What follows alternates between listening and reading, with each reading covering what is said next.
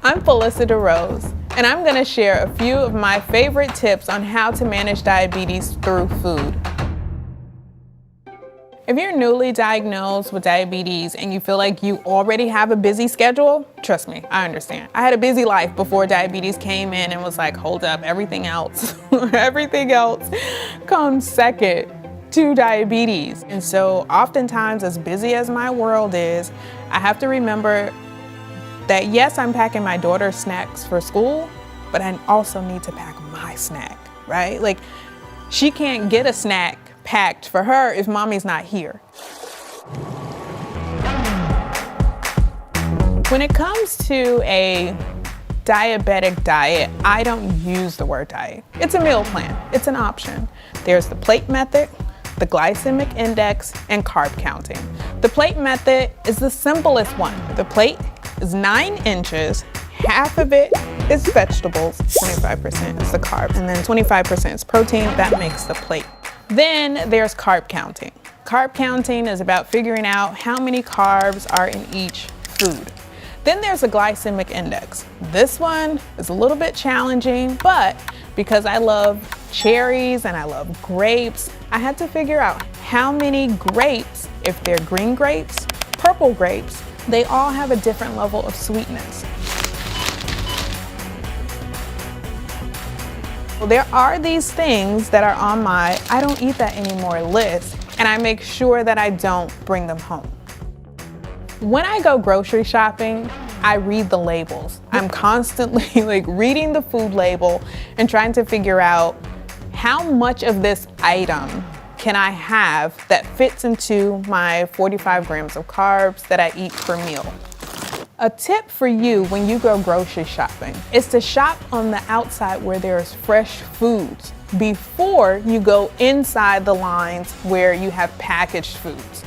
So if you start on the outside and you have your protein, then you have your vegetables, by the time you look at your cart, it's pretty much full.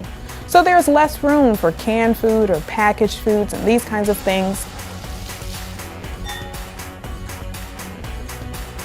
If I'm in a restaurant that has a menu, I first look at the appetizers. Like, how many carbs are in these appetizers?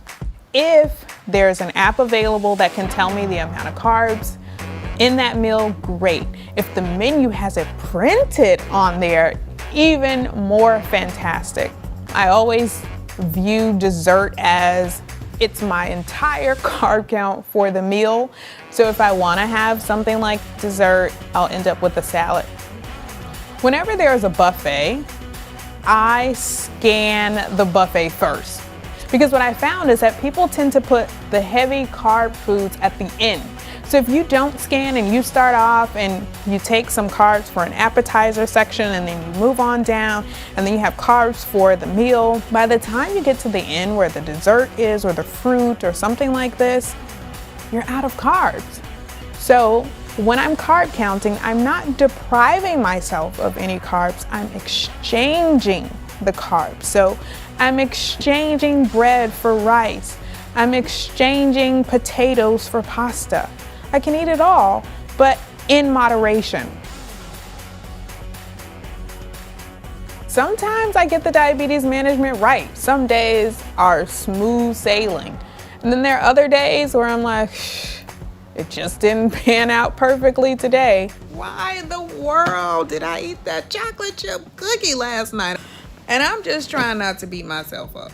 Trying to remind myself that diabetes is hard and I don't need to ruin my entire day. And in those times, I just have to say, one day is not the end of the world. So if you mess up breakfast, you have lunch. If you mess up lunch, you have dinner.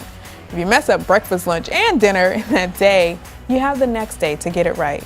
So that's constantly what I'm telling myself. I have another opportunity to get it right. And I'm gonna get it right the next time.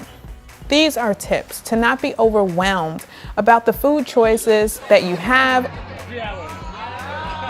Make sure you check out more tips on Diabetes What's Next.